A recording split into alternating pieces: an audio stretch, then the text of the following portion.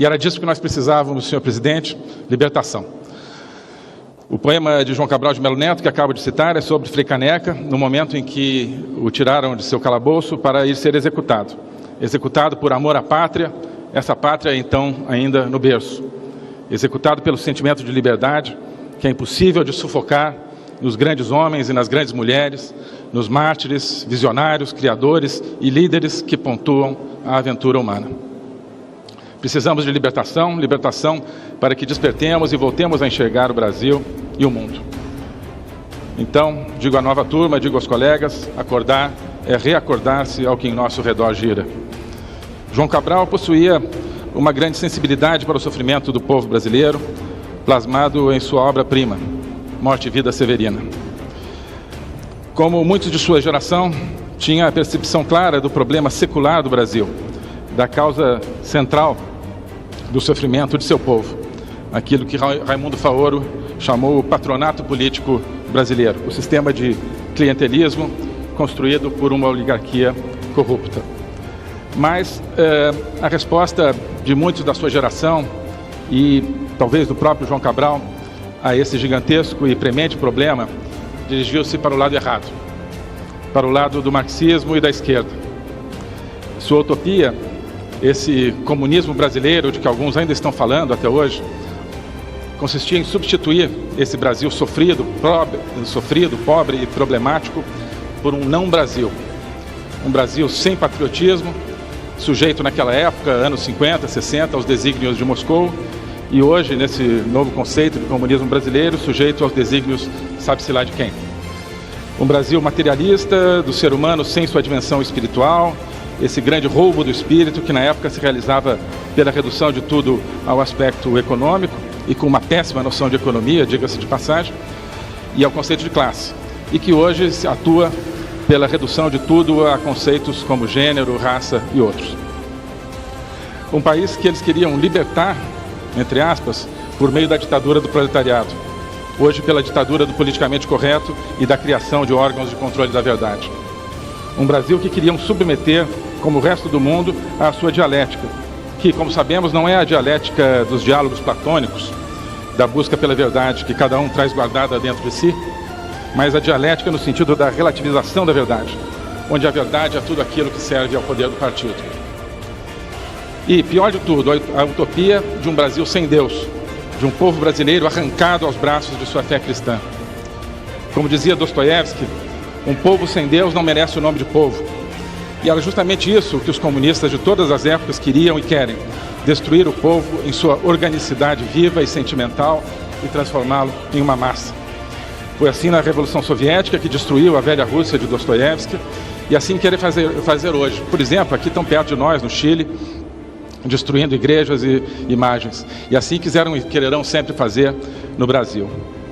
Com o agravante perverso de que, no nosso caso, em que tentaram destruir a fé cristã, não apenas de fora, mas também de dentro.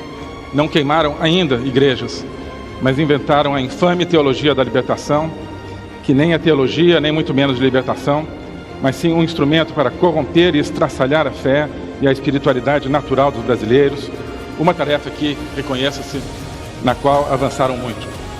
Então, os diferentes marxismos e esquerdismos tentaram enfrentar o tradicional poder oligárquico corrupto brasileiro, mas não porque amassem o povo brasileiro, sofrido e oprimido. Ao contrário, sim porque adoravam e ansiavam pelo poder que as oligarquias detinham.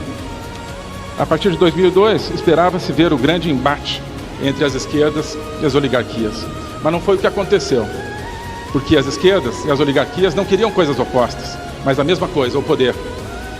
Deu-se então o grande amálgama entre a ideologia esquerdista e o patronato político brasileiro, o que produziu esse grande paroxismo, essa grande orgia de corrupção.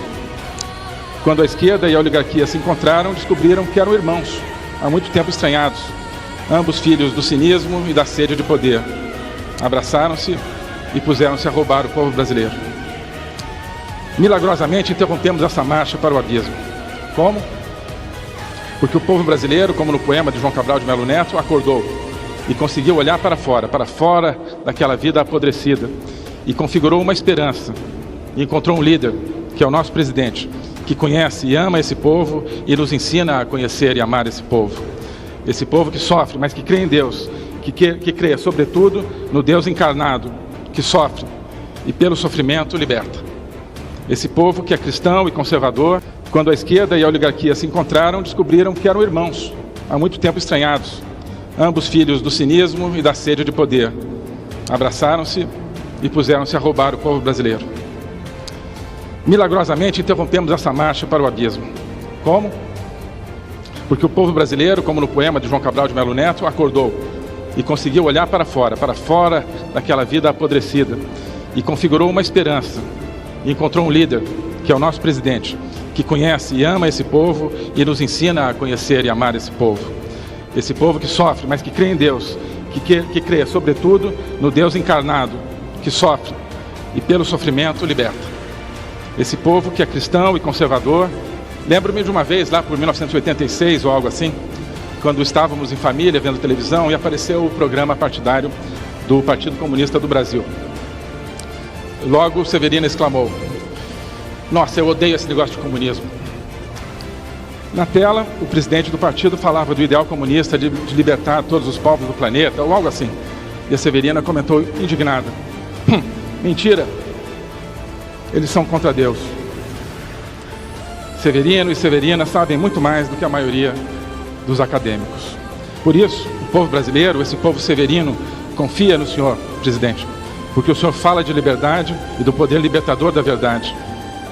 Porque o senhor fala de Deus como aquele em que o senhor realmente crê. Fala de liberdade como aquilo que realmente sente. Esse povo escandaliza os intelectuais prudentes e sofisticados. Esse povo revolta os esquerdistas que o detestam, amedronta os antigos e os mais recentes donos do poder. O poder oligárquico, pela primeira vez, está efetivamente ameaçado. A oligarquia e a esquerda se acasalaram confortavelmente, mas diante do povo, elas tremem. Esmagai o infame ou a infame. Normalmente se considera que ele se referia à Igreja Católica, mas eu penso que, em última instância, ele queria esmagar Deus, o Cristo, o espírito humano, o próprio homem, em sua essência indefinível, que escapa à lógica. O marxismo, depois, procurou transformar o homem de um trabalhador explorado, mas que pelo menos tinha o direito de rezar e, pela fé, respirar o ar da transcendência, em um trabalhador ainda mais explorado, mas que já não reza porque Deus foi proscrito. Hoje temos o globalismo e o politicamente correto tentando consertar a humanidade sem entendê-la e sem amá-la. Salvar a humanidade de si mesma, como sustentou absurdamente uma embaixadora aposentada, que deveria ser o objetivo da política internacional. Tentam salvar a humanidade de si mesma construindo um ser humano artificial, um androide, sem sentimentos, sem instinto, sem sexo, sem família, dominado por mecanismos de controle social e psicolinguístico. Sim, o Brasil hoje fala em liberdade através do mundo. Se isso faz de nós um pária internacional, então que sejamos esse pária. Que sejamos esse Severino que sonha e essa Severina que reza. E que, no meio de todos os seus padecimentos, sabem que existe um céu mais alto do que o céu, um mar mais profundo do que o mar, como diria o poeta E. Cummings. Chamam-nos de ideológicos. Então vamos ver o que é ideologia. Ora, o conceito de ideologia foi introduzido por Marx e Engels para designar pejorativamente toda essa massa de pensamento, filosofia e sabedoria humanas existentes que atrapalhavam a implementação da sociedade comunista. Expulsavam do campo do saber toda a vida do espírito para ficar apenas com as relações materiais de produção e diziam que assim libertariam a humanidade. Mas tudo o que eles consideravam os fantasmas da consciência, que mascaravam as relações de dominação, tudo isso simplesmente é aquilo que faz o homem humano. Ideologia, para Marx e Engels, é proibir a verdadeira procura. Eles querem dialética só para os outros, para solapar as bases milenares do pensamento e destruir a alma. Para si mesmos e para seu comunismo, querem a certeza impositiva. Quem hoje nos atira o epíteto de ideológico está reproduzindo essa estratégia marxista, que diz que o ideológico é todo o pensamento humano livre para questionar, todo o sentimento humano livre para amar. Isso é o que os nossos pragmáticos e isentões querem proibir. Talvez sem saber o que estão fazendo. Porque podemos dizer que todo isentão é escravo de algum marxista defunto. Reproduz, cada um deles, a estratégia marxista, porque intui que se trata de um bom caminho para o poder. Mas talvez a explicação seja mais simples. Pessoas com baixa capacidade intelectual descobriram que podem parecer inteligentes, chamando de ideológico tudo aquilo que não compreendem. Taxar os conservadores de ideológicos é a epítome da prática marxista-leninista. Chame-os do que você é, acuse-os do que você faz, que não admitem questionamentos. Assim, tomam o meio ambiente e as preocupações legítimas com esse tema e o transformam em ambientalismo. Tomam a mudança climática e a transformam em climatismo. Tomam a ciência e a transformam em cientificismo. Tomam a iluminação e a transformam em iluminismo.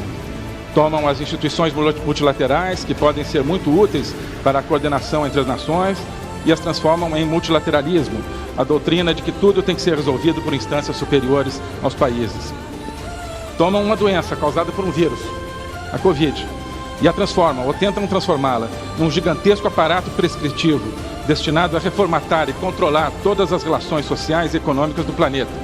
O covidismo, chamemos assim. Tudo sempre em nome de causas nobres, tudo sempre tendo como consequência o aumento do poder que manejam esses vários ismos.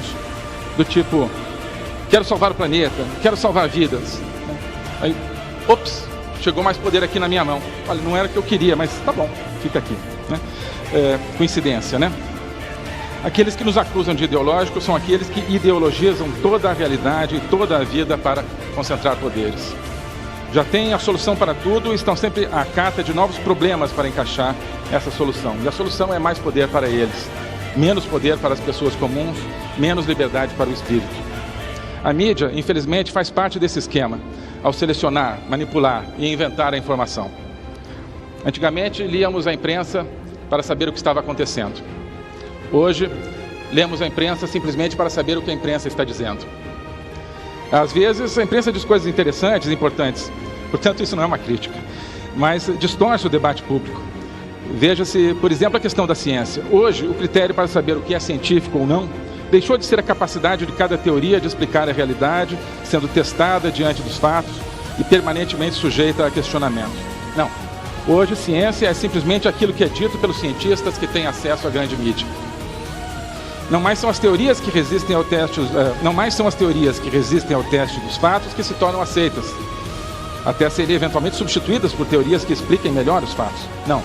Agora são as teorias que conseguem entrar na mídia as que se tornam não simplesmente aceitas, mas mandatórias, peremptórias, inquestionáveis, sob pena de prisão e banimento. E será que essa seleção pela mídia daquilo que é ou que não é científico, será que isso corresponde a algum interesse político por trás da mídia? Será? Mesmo quando há bilhões e trilhões de reais e dólares poder sobre países inteiros e sobre a estrutura do poder do mundo? Não pode ser, né? Deve ser teoria da conspiração. Isso de que a mídia está manipulando a informação para dar poder a este ou aquele grupo de interesses? Não pode ser, né? Mas eu tenho a vaga suspeita de que é.